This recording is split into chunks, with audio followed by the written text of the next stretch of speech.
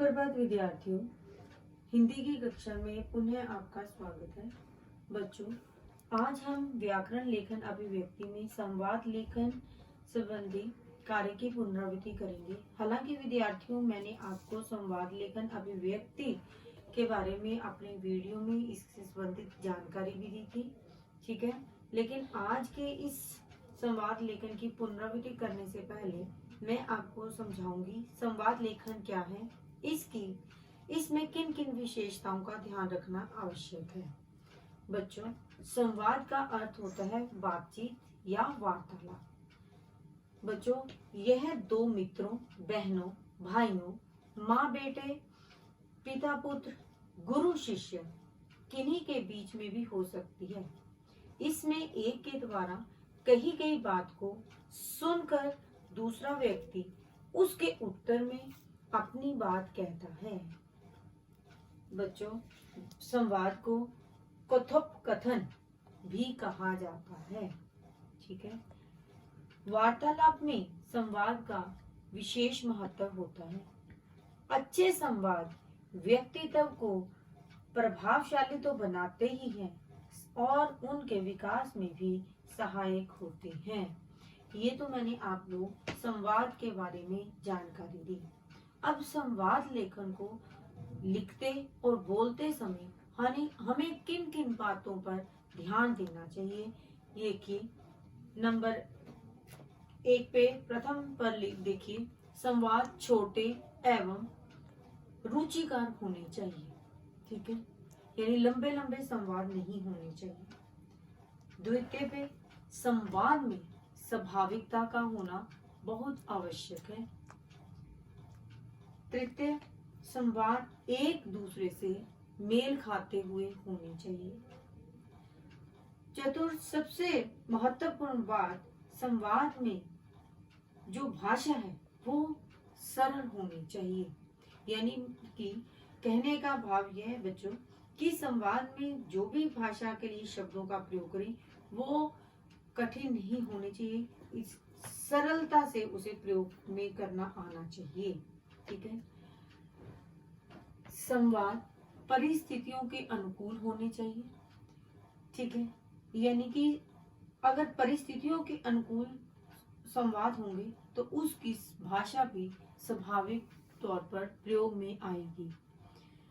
सबसे महत्वपूर्ण बात ये कि संवाद में अल्प विरामों का प्रयोग अवश्य करना चाहिए। यानी चाहे आप बोलकर या आप लिखकर अपने भाव स्पष्ट हो जाना चाहिए। विद्यार्थियों, कहने का भाव यह है कि संवाद लेखन करते समय हमें अल्प विराम के साथ साथ विराम चिन्हों का अच्छी तरह से प्रयोग करना आना चाहिए। कहाँ पर कोष्टक चिन्ह का प्रयोग होना चाहिए, कहाँ पे प्रश्न चिन्ह, कहाँ पे पूर्ण विराम या उद्धरण चिन्ह, इन सब का प्रयोग करने से हमारे लेखन की जो अभिव्यक्ति बहुत ही अधिक प्रभावित होगी। इससे हम अपने भावों को अच्छी तरह से स्पष्ट कर सकेंगे, ठीक है विद्यार्थियों। ये जो मैंने आज आपको संवाद लेखन के नियम यानी कि किन किन बातों का इस पे ध्यान रखना चाहिए के बारे में समझाया, इसकी मैंने दोहराई आपको करवाई है बेटा जी, ठीक है। आज मैं आपको एक संवाद लेखन संबंधी एक संवाद दे रही हूँ, मतलब समझा रही हूँ उदाहरण के तौर पर। जैसा कि हमारे देश में कोरोना नामक महामारी चारों तरफ से फैली हुई है, जिसके कारण लोगों के मन में कितना डर है। ऐसे ही मैंने एक विषय लिया है कि कोरोना को लेकर मरीज और डॉक्टर के बीच में संवाद, ठीक है। देखिए, मैंने यहाँ पर जो दो पात्र का चुनाव किया है वो एक बच्चे का नाम लिया है या करण, और दूसरी तरफ है दूसरा पात्र जो हमने चुना वो है डॉक्टर, क्योंकि हमारा विषय है कोरोना को लेकर मरीज और डॉक्टर के बीच में संवाद, ठीक है। करण जो एक मरीज के रूप में वहां पर आया, नमस्ते डॉक्टर साहब। डॉक्टर अब उत्तर क्या दे रहा है, तुम्हें क्या समस्या है। अब देखिए, मैंने वहां पर प्रश्न चिन्ह लगाया क्योंकि यहाँ पर डॉक्टर ने उससे प्रश्न के रूप में ये पूछा है कि तुम्हें क्या समस्या है। करण, डॉक्टर साहब मुझे 2 दिन से खांसी, जुकाम, बुखार है। ठीक है, अब देखिए बेटा जी, ध्यान देने वाली बात यह है, अब मैंने जब लिखा खांसी के साथ मैंने अलग विराम का प्रयोग किया, फिर जुकाम के साथ किया, फिर बुखार है, क्योंकि हमारी जो हम बात है वो अभी पूरी नहीं हुई। ठीक है, तथा सांस लेने में भी तकलीफ हो रही है। यानी कि अब मेरा जो मतलब संवाद था, जो मैं अपनी बात कह रहा था, वो पूरी हो रही है बेटा जी। उसके बाद मैंने पूर्ण विराम चिन्ह का प्रयोग किया। ठीक है, करण ने यानी मरीज ने ये बताया कि डॉक्टर साहब मुझे 2 दिन से खांसी, जुकाम, बुखार है तथा सांस लेने में भी तकलीफ हो रही है। डॉक्टर, आपका नाम क्या है? फिर मैंने प्रश्न चिन्ह लगाया।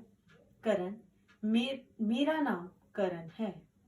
डॉक्टर, आपकी मतलब आयु कितनी? करण ने बताया 16 वर्ष। डॉक्टर पूछ रहा है मरीज से अपने, कब से यह समस्या है तुम्हें? ठीक है, करण मरीज उत्तर दे रहा है, दुबई से लौटा हूं तब से यह समस्या है। यानी कि करण ने बताया कि मैं दुबई गया हुआ था और जब मैं दुबई से वापस आया तब से मुझे ये प्रॉब्लम हो रही है, ये समस्या हो रही है। कौन कौन सी? खांसी, जुकाम, बुखार तथा सांस लेने में। ठीक है। डॉक्टर, तब तो तुम्हें अस्पताल में रहना पड़ेगा, यानी कि भर्ती होना पड़ेगा। अब यहाँ पर आप इसको अपने तरीके से भी लिख सकते हो। करण घबराकर, मतलब उसके चेहरे पर हवाइयां उड़ गई, आ गई, भाव जो है। क्यों? डॉक्टर साहब, डॉक्टर बताता है कि कोरोना की जांच करवानी पड़ेगी। किसकी जांच करवानी पड़ेगी? कोरोना की। करण, डॉक्टर साहब मैं ठीक तो हो जाऊंगा ना? डॉक्टर उसे सांत्वना देते हुए कहता है कि बिल्कुल ठीक हो जाओगी। मतलब फिर करण बोलता है धन्यवाद, आपने इस तरीके से अपना संवाद लेखन लिखना है कि मतलब आप अपने भाव को स्पष्ट भी कर दें और जो लिखने के लिए आपका विषय है उससे संबंधित आप अपने भावों को अच्छी तरह से व्यक्त कर दें। ठीक है बच्चों, ये मैंने आपको आज संवाद लेखन की दोहराई यानी कि पुनरावृत्ति करवाई है। इसी से संवाद लेखन संबंधी मैं आपको असाइनमेंट दूंगी, इसे आप अपनी उत्तर पुस्तिका में अवश्य करना। ठीक है, घर रहें, सुरक्षित रहें। धन्यवाद।